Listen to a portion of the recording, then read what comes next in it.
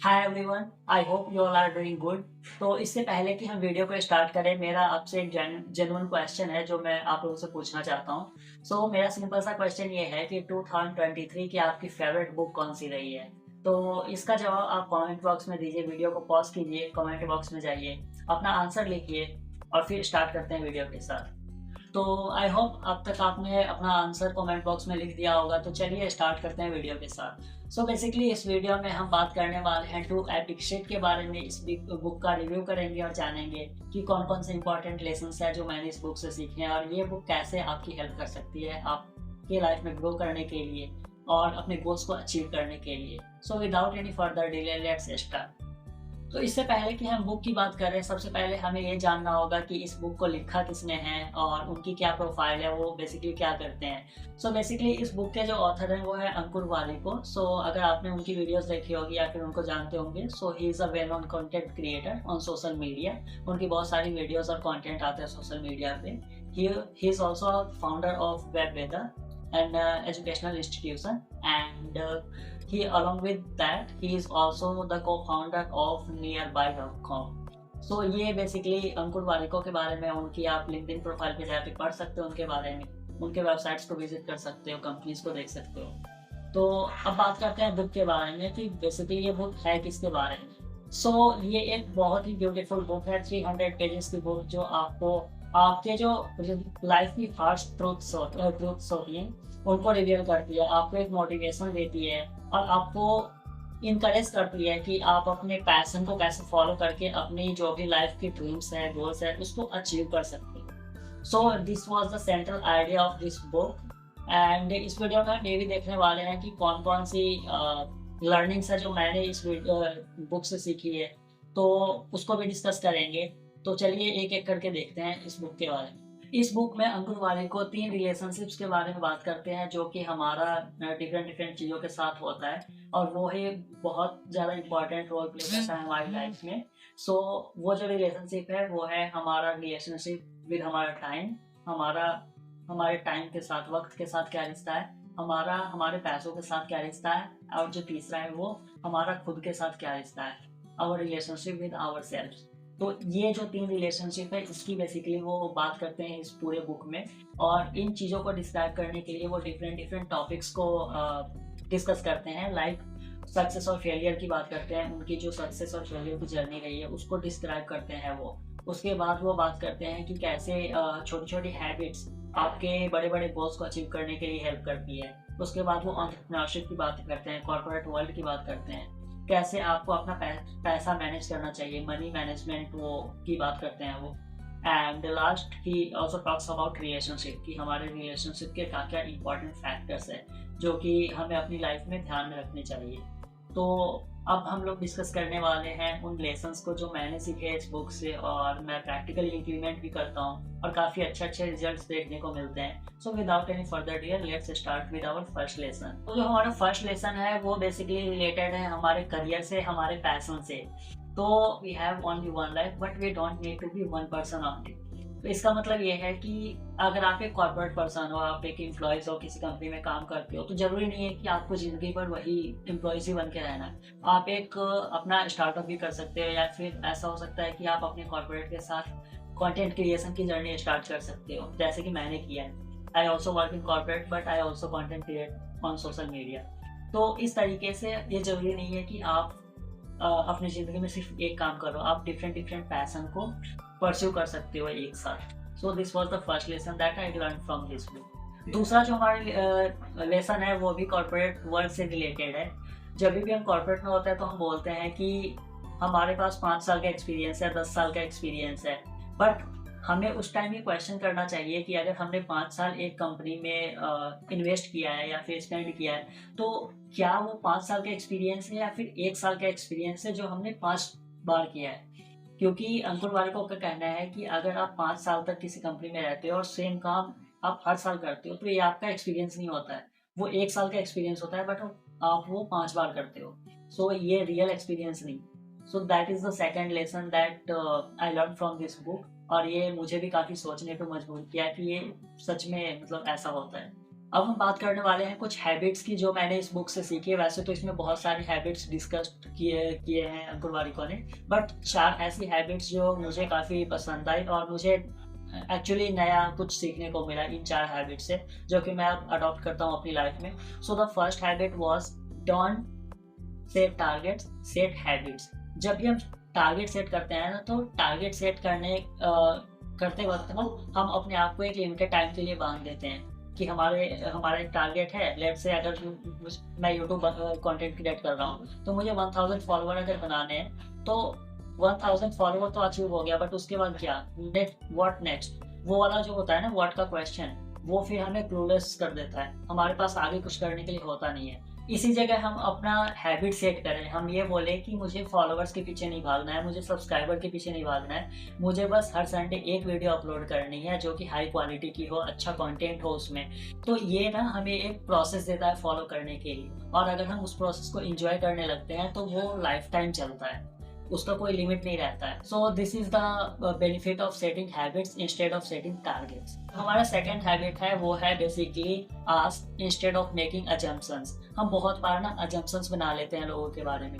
अगर कोई पर्सन बात नहीं कर रहा है तो हमें लगता है कि वो सामने वाला पर्सन गुस्सा होगा, अगर किसी ने कुछ रिएक्ट कर दिया तो हम अजम्पशंस बना लेते हैं बहुत चीज़ों के बारे में। सो ऑथर बोलते हैं कि इंस्टेड ऑफ मेकिंग अजम्पशंस, जो कि हमें कोई भी क्लैरिटी नहीं देता है, हमें इंश्योर करना चाहिए कि हम सामने वाले पर्सन से या फिर जो भी चीज़ चल रही है उसके बारे में हम क्लैरिटी लें, सामने वाले से पूछे कि एक्चुअल में रीज़न क्या है, क्या चल रहा है। So it gives us clarity, और जब हमें क्लैरिटी मिलती है तो एक ट्रांसपेरेंसी मेंटेन होती है जो कि हमारा बहुत सारा एनर्जी कंजर्व करती है। So this is the second habit that I adopt, और मैंने इस बुक से सीखा है। जो थर्ड हैबिट है वो है मेंटेनिंग कैलेंडर। बेसिकली कैलेंडर आप मेंटेन कर सकते हो, और स्पेशली अगर बोलते हैं ऑथर, अगर आप डिजिटल कैलेंडर मेंटेन करते हैं तो वो बहुत ही अच्छा होता है। सो मेंटेनिंग कैलेंडर का मतलब क्या है? बेसिकली आपके लाइफ में जो भी चीज़ें चल रही हैं, आप पढ़ाई कर रहे हो, मीटिंग्स हो रही हैं, आपको कहीं बाहर घूमने जाना है, वो सारी चीज़ों को ना आप अपने कैलेंडर में रिकॉर्ड करके रखो, उसको शेड्यूल करके रखो। तो वो बेसिकली आपको बेटर प्लानिंग में हेल्प करता है, और आपका टाइम मैनेजमेंट काफ़ी इफेक्टिव होता है उससे। आप ट्रैक कर पाते हो कि आपका टाइम कहाँ जा रहा है और किन चीज़ों में जा रहा है, और अगर आपको कुछ नहीं करना है तो वो आप फिर उसको अच्छे से मैनेज कर सकते हो अपने टाइम को ट्रैक करके। So the fourth habit that I learn from this book is something called setting the right environment. अब राइट इन्वायरमेंट सेट करने का क्या मतलब है? अगर आपने कभी ऑब्जर्व किया होगा तो जहाँ पे आप सोते हो उसका इन्वायरमेंट कहीं कुछ और होता है, जहाँ पे आप पढ़ते हो उस टेबल का इन्वायरमेंट या फिर उस रूम का इन्वायरमेंट कुछ और होता है, जब भी आप किचन में जाते हो तो आपको कुछ खाने का मन करने लगता है। सो ये डिफरेंट डिफरेंट जो इन्वायरमेंट्स होता है ना, वो डिफरेंट डिफरेंट एनर्जी रिलीज करती है। लेट से अगर आप अपने ऑफिस में जाते हो या फिर आप कॉलेज में जाते हो तो वहाँ आपको सोने का मन नहीं करेगा, वो आती है अलग बात है नींद, बट आपको सोने का मन नहीं करेगा। So that is the point कि आपको डिफरेंट डिफरेंट चीज़ों के लिए राइट इन्वायरमेंट सेट करना चाहिए। तो this was the fourth habit that I learn from this book. ये जो लेसन है वो बेसिकली रिलेटेड है हमारे कॉलेज लाइफ से और हमारे प्यारे भाइयों बहनों के लिए। तो आई नो आप में से बहुत सारे लोग कॉलेज में होंगे या फिर कॉलेज जाने वाले होंगे। तो बेसिकली ये जो लेसन है वो कॉलेज से रिलेटेड है। जब भी हम कॉलेज में एंटर करते हैं, लेट्स से ग्रेजुएशन में या फिर पोस्ट ग्रेजुएशन में, तो हमारा जो पॉइंट होता है ना वो होता है कि हमें एक अच्छी प्लेसमेंट मिल जाए कॉलेज से। ये मोस्ट ऑफ 99% लोगों का यही थॉट प्रोसेस होता है। बट ऑथर बोलते हैं कि जब भी आप कॉलेज में जाते हो तो आपको ये नहीं देखना चाहिए कि मुझे किस कंपनी में जाना है, कितने पैकेज लेने हैं यहाँ से, या फिर कौन से टाइटल मिलेगा मुझे।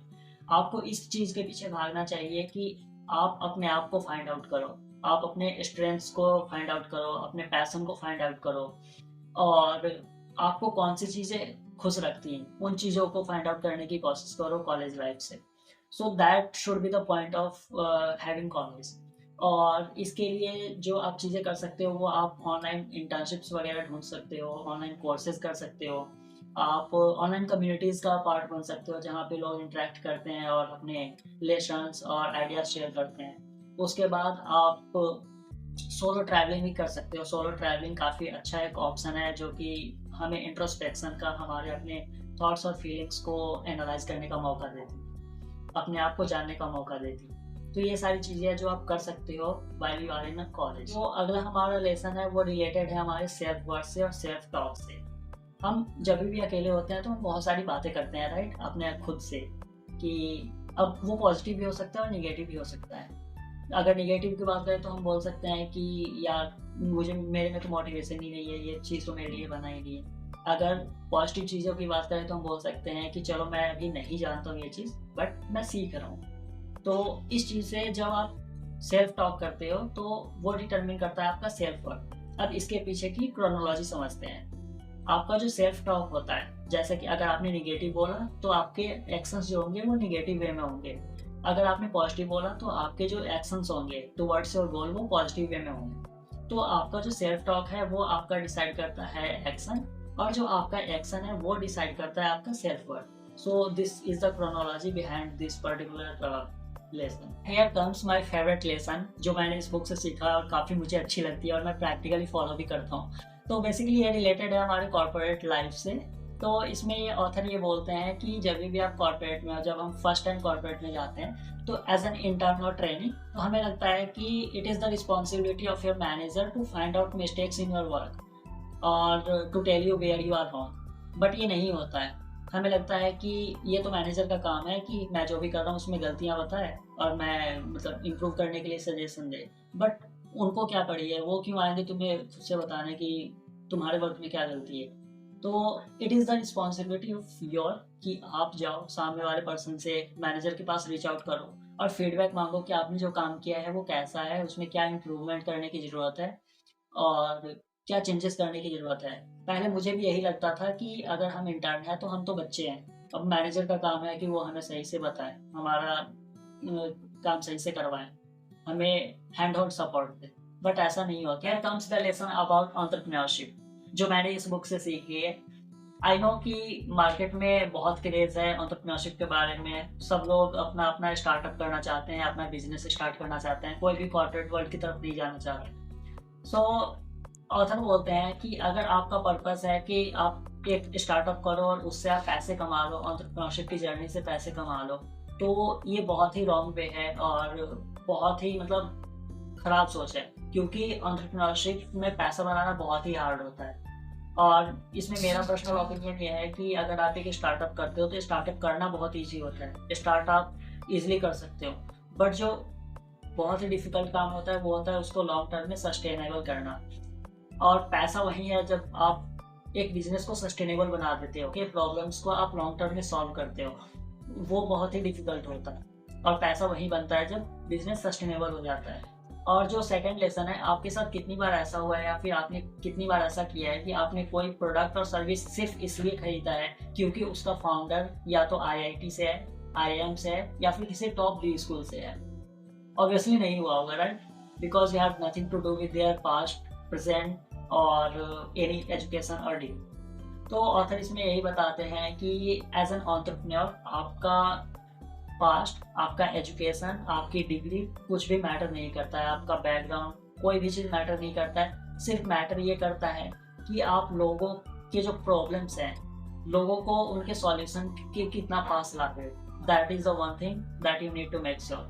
अगर आप जितना क्लोज ला रहे हो लोगों को उनके सॉल्यूशन के साथ, उतना आपको पैसा मिलेगा मार्केट से। जब हम 20 के एज में होते हैं तो हमें लगता है कि हमारा टाइम फ्री है, कि अभी क्या ही करना है, क्यों इतना सोचना है, कि बाद में देख लेंगे, वो तो पूरी ज़िंदगी पड़ी है। But we forget to analyse the time, कि हमारा टाइम फ्री नहीं है। With the passage of time हमारा जो पैसे की वैल्यू है वो कम होती रहती है। तो जो पैसे आज 100 रुपये है वो कल के डेट में मे भी हो सकता है 90 हो जाए या फिर 80 हो जाए, कम ही होगा। तो यहाँ पे वो बात करते हैं कंपाउंडिंग की, कि कैसे कंपाउंडिंग का आप यूज करके अपने पैसों को मल्टीप्लाई कर सकते हो। The next lesson that I learn from this book, और मतलब ये काफ़ी मुझे अच्छा लगता है, वो है कि instead of reducing your expenses increase your income. जब भी हम पैसों की बात करते हैं तो हम सोचते हैं कि चलो मेरे पास इतना पैसा है, इतने सारे खर्चे हैं, तो खर्चों को कम कर देते हैं। बट ऑथर बोलते हैं कि खर्चों को कम मत करो।